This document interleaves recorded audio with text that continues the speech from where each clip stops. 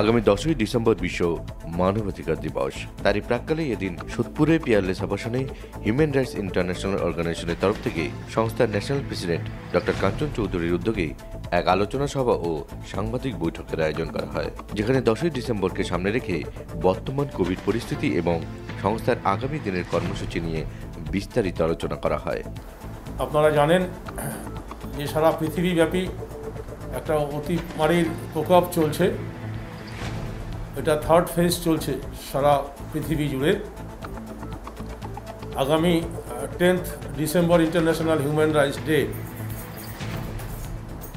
অন্যান্য বছরের মতো এবছরও আমরা আশা করেছিলাম যে অতিমারীকে সরিয়ে দিয়ে আমরা মানুষের কথা বলবো, মানুষের জন্য চিন্তা করব, আমাদের অনুষ্ঠানটা আমরা করতে পারবো সাধারণ মানুষের জন্য। কিন্তু গত এক সপ্তাহ আগে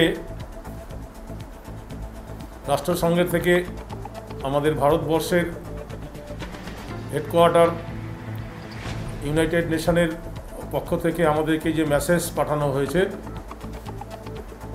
যে এবার সারা পৃথিবীর কোথাও কোনো অনুষ্ঠান হবে না এই অতিমারীর জন্য।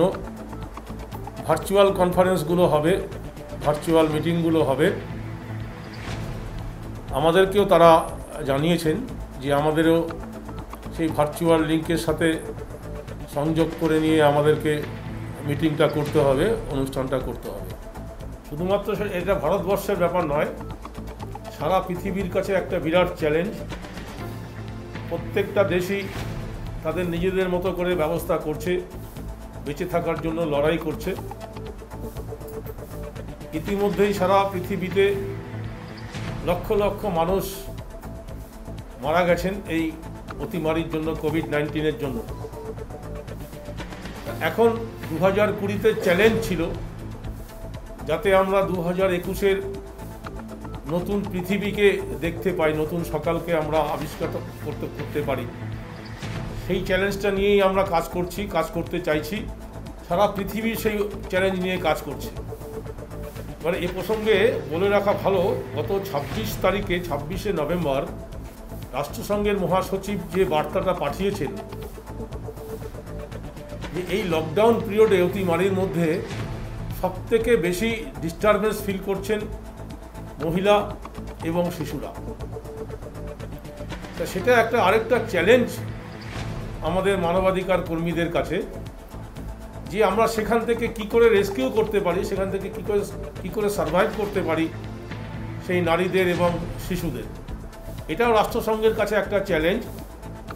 সেই সাবজেক্টটাকে নিয়েও রাষ্ট্রসংঘ বিভিন্ন রকম মতামত তাদের ব্যক্ত করছেন, উপদেশ দিচ্ছেন আমাদেরকে কাজ করার জন্য। শুধুমাত্র এই 2020-র জন্য নয়, আপনারা এর আগেও দেখেছেন আমরা আমাদের সংগঠনের থেকে প্রতি বছর 10th ডিসেম্বরকে উপলক্ষ করে একটি নির্দিষ্ট দিনে 6 ডিসেম্বর আর 15 ডিসেম্বর টু 12 ডিসেম্বর যে কোনো একটা দিন ধার্য করে দেন National Human Rights Commission New Delhi থেকে বা রাষ্ট্রসংঘ থেকে, আমাদের ইন্ডিয়ান হেডকোয়ার্টার থেকে। আমরা সেই দিনটা আমরা কলকাতায় পালন করি। সেখানে বিভিন্ন রাষ্ট্রের অ্যাম্বাসাডাররা উপস্থিত থাকেন, বিভিন্ন রাষ্ট্রের প্রতিনিধিরা উপস্থিত থাকেন, বিভিন্ন সমাজ সচেতন মানুষরা উপস্থিত থাকেন। থেকে সেই দিনটাকে আমরা উদযাপন করি বিভিন্ন রকম আলাপ পরিচয়ের মধ্যে দিয়ে। যে নির্দেশগুলো আমাদের কাছে আসে সে নির্দেশগুলো প্রত্যেকের সাথে আলোচনার মধ্যে দিয়ে সেই দিনটাকে আমরা পালন করি। এবছরও আমাদের সেই ইচ্ছেটা ছিল, কিন্তু ইনস্ট্রাকশনটা যখন আমরা পেয়েছি যে 2020-কে আমরা চ্যালেঞ্জ হিসাবে নিয়েছি যে আমরা অনুষ্ঠান করতে না পারলাম, কারণ সরকারের সাথে সমস্ত রকম সহযোগিতা করে হিউম্যান রাইটস ডের কাজ করতে হয়।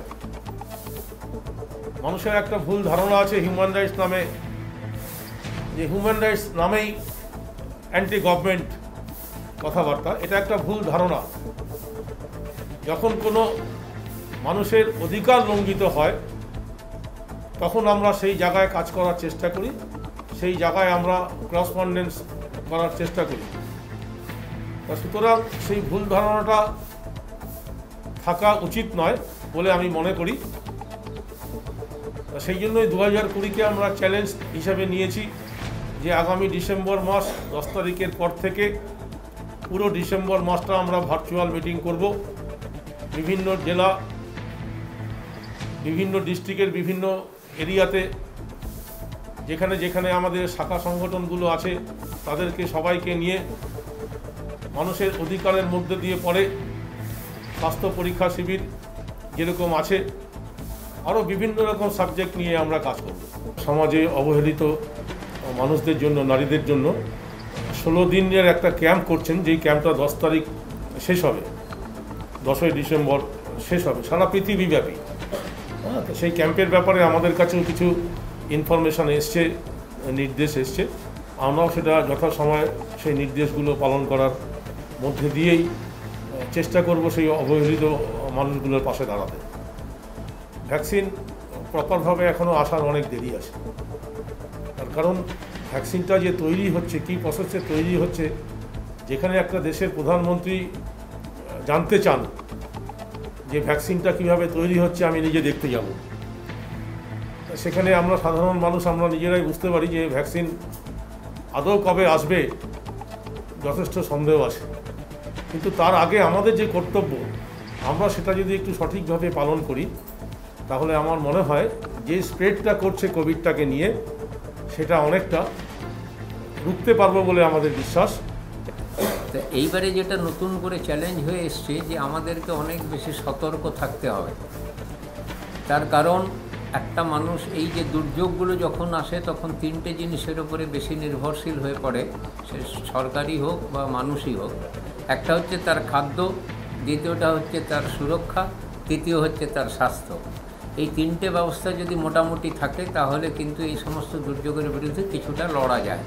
কিন্তু দুর্ভাগ্য এই 3টে পরিকাঠামো হয়তো ঠিকভাবে সারা পৃথিবীর বিভিন্ন জায়গায়, আমার দেশেও আমরা সেইটা করে উঠতে পারিনি বা আমরা ভাবতে পারিনি কোনোদিন এই ধরনের একটা ধাক্কা আসবে, যে ধাক্কাটা সামাল দিতে আমাদেরকে প্রচণ্ডভাবে কষ্ট পেতে হবে। তাই আগামী দিনের একটা থাকবে যে আমার স্বাস্থ্য এবং খাদ্য এবং মানুষের যে সামান্যতম যে সুরক্ষাটা, মানে শারীরিক সুরক্ষা, এটাকে যত বেশি করে আমরা আরও করতে পারি, সুরক্ষিত করতে পারি, তবেই আমাদের আগামী দিনের জন্য আসল কাজটা তৈরি হবে, মানে প্লিন্থটা তৈরি হবে ভিত। কারণ কিছু পেশা আছে যে পেশাগুলো ওপরে এটা এফেক্ট বেশি করোনা দিয়েছে, সেই মানুষগুলোর তো খিদে আছে, তাদের পরিবার আছে, তা তাদের রোজগারটা না থাকলে তো তাদের খিদে মিটবে না, তাদের কষ্ট যাবে না, তাদের অধিকার সুরক্ষিত থাকবে না। তাই এই পেশা থেকে অন্য পেশায় স্থানান্তরিত কী করে করা যায়, এবং প্রত্যেকটা মানুষকে খালি সরকার করে দেবে বা আমরা এটা সাবস্টিটিউট ডিমান্ড করব নয়, নট ডিমান্ড। আমাদেরকে কিন্তু হোল হার্টেডলি এগিয়ে গিয়ে আমি যতটুকুনি পারি, আমি আমার নিজস্ব ক্ষমতা দিয়ে চেষ্টা করব একজনকে যদি একটা জায়গা থেকে আরেকটা সুরক্ষিত জায়গায় নিয়ে আসতে পারি। ওই যে প্রত্যেকটা মানুষকে কিন্তু এটা ফিল করতে হবে। ওই শুধু কথা বলে কোনো সরকার বা কোনো এর পরিপ্রেক্ষিতে বসে থাকলে কিন্তু কাজ হবে না। একদম নেমে নিজেরা চেষ্টা 10 জন মিলে চেষ্টা করলে 2টো লোকের একটা সুরক্ষিত জায়গা করতে পারি। এইভাবে আমরা যদি গ্রুপ ওয়াইজ 1, 2, 3টে এই ধরনের মানুষগুলোর কোনো সহযোগিতা করে চেঞ্জ করতে পারি, তাহলে আমার মনে হয় অনেকগুলো আমরা এগোতে পারব। তাদের আপনি একটা দারুণ প্রশ্ন করেছেন যে কেন্দ্রীয় সরকার একটা আইন করে শ্রমিকদের অনেক অধিকার ছিনিয়ে নিয়েছে। তা যেহেতু আমরা মানব অধিকারের জন্য লড়াই করছি এবং এই সংগঠনটা মানব অধিকারকে প্রতিষ্ঠিত করার জন্য সমস্ত রাজনীতির ঊর্ধ্বে থেকে এই যে শ্রমিক বিরোধী যে একটা আইন তৈরি হয়েছে শ্রমিককে গলা টিপে মারার, তার বিরুদ্ধে কিন্তু প্রত্যেকটা মানুষকে সোচ্চার হতে হবে। এবং বিভিন্ন আন্দোলনের মধ্য দিয়ে, আন্দোলন মানে আমি ওই রাস্তায় নেমে গাড়ি বন্ধ করা, ভাঙচুর বলছি না, মানুষ যদি স্বতঃস্ফূর্তভাবে চায় যে আমি এই পরিবর্তনটা চাই, আমার এই অ্যামেন্ডমেন্ট চাই, তাহলে কিন্তু একটা জায়গায় যেই সরকারে ক্ষমতায় থাকুক না কেন মানুষের চাপের কাছে তাকে নথি স্বীকার করতেই হবে। ভাইরাস হলে তো তার একটা ক্যারেক্টার হবে, আর যদি কোনো উইপন হয় তার ক্যারেক্টারটা কী হবে। তাই এখন যেটা দাঁড়িয়েছে, এই থার্ড ফেসে এসেও আমরা একটা জিনিস দেখলাম যে আমাদের সেই পুরনো একটা কথা ছিল স্ট্রাগল ফর এক্সিস্টেন্স। সাধারণ মানুষ লড়াই করতে করতে বা যে কোনো প্রাণী পৃথিবীর সৃষ্টি থেকে স্ট্রাগল ফর এক্সিস্টেন্স, এই কোভিডের মধ্যে সাধারণ মানুষ স্ট্রাগল করতে করতে কিন্তু নিজেদের মধ্যে একটা অ্যান্টিবডি তৈরি হয়ে গেছে, এবং এই অ্যান্টিবডিটা তৈরি হওয়ার ফলে এটাই কোভিডের সবচাইতে বড় প্রোটেকশন হয়ে যাচ্ছে সাধারণ মানুষের জন্য। কারণ কবে ভ্যাকসিন আসবে, কি আদৌ আসবে কি আসবে না, এটা হচ্ছে রূপকথার গল্প। আদৌ আসতেও পারে, নাও আসতে পারে। দেখুন, প্রতি বছর আমাদের 10th December human rights day আমাদের করে আসি, এবং তথাকথিতভাবে আমরা অন্যান্যবার আমরা আমাদের হেডকোয়ার্টার্স দিল্লিতে আমরা পার্টিসিপেট করেছি, কিন্তু এবছর প্যান্ডেমিকের আবহাওয়ায় আমাদের অনুষ্ঠানে যাওয়া সম্ভব হচ্ছে না। এবং আমরাও ঠিক করেছিলাম যে এখানে আমরা পানিহাটির মুখেই আমাদের হল বুক করা হয়েছিল, কিন্তু এই উদ্ভূত পরিস্থিতিতে আমাদের পক্ষে করা হয়নি। তাই আজকে সেটা মাথায় রেখেই আজকের এই প্রেস কনফারেন্সের মাধ্যম দিয়ে আমরা আমাদের অন্যান্য যারা কর্মীরা আছে তাদের উপস্থিতিতে আমাদের বার্তা আমরা পৌঁছে দিতে চাইছি। কারণ প্রথম কথা হচ্ছে মানুষের বাঁচাটাই সবচেয়ে বড় কথা। আমাদের মানুষ কীভাবে বাঁচবে তারা চিন্তাভাবনা করছেন। সারা পৃথিবীতে আজকে রিসোর্স 19 কোভিড নিয়ে যেভাবে মানুষ উদ্বিগ্ন, আজকে আমরা আমাদের তরফ থেকে আমি অন্তত পক্ষে আমাদের যারা সহকর্মী আছে তাদের সহমত পোষণ করে বলছি যে মানুষকে আরও কতদিন ধৈর্য ধরে থাকতে হবে। কারণ যে টিকা নিয়ে আমি মনে করি এই হিউম্যান রাইটসের তরফ থেকে যে সারা বিশ্বে এবং ভারতবর্ষে এখনও টিকা কবে আসবে তার কিন্তু আমরা ঠিকানা নেই। এই টিকা নিয়ে এখনও কিন্তু একটা নানা রকমের বার্তা আসছে। কারণ একবার ইংল্যান্ড বলছে তারা বার করে ফেলছেন, আমেরিকা বলছেন বার করছেন, ভারতবর্ষ বলছে বার করছেন। আমার তো মনে হয় এটা একটা ব্যবসায়িক জায়গা নিয়ে চলছে, এবং রাজনীতির উপরে রাজনীতি চলছে। মানুষের কথা চিন্তাটা মনে হয় খুবই কম করছেন। তার মধ্যেও ভালো মানুষ সবাই আছেন, ভারতবর্ষের বুকেও যারা বিজ্ঞানীরা আছেন তারা বলছেন যে আমরা ট্রায়াল আমাদের চলছে এবং আমরা প্রস্তুত আছি, শীঘ্রই আমরা আসবে। যতক্ষণ না আসবে আমরা বিশ্বাস করতে পারছি না। কারণ এই অতিমারি এবং করোনা এটা কিন্তু একটা ভয়াবহ রোগ, যেটা বিজ্ঞানীরা বলছেন বারে বারে মিউটেশন চেঞ্জ হচ্ছে, মানুষ এখনও সংক্রামিত হচ্ছেন, মানুষ মারা যাচ্ছেন। সুতরাং আমাদের এই অবস্থাতে আমাদের আশা করতে হবে, ভরসা করতে হবে বিজ্ঞানীদের উপরেই। তবে অতীতেও দেখা গেছে যখন অন্যান্য এই ধরনের যখন অতিমারি হয়েছে তাদেরও কিন্তু টিকা প্রতি সময় লেগেছে, কিন্তু এখন যুগ এগিয়ে গেছে, বিজ্ঞান এগিয়ে গেছে অনেক বেশি। তাই আমরা আশা করি যে আগামী বছর 2021-এর মধ্যেই কারণ সময় নিচ্ছি আমরা এই কারণে, তার মধ্যেই আমরা আশা করি আমরা এই সাফল্য লাভ করব।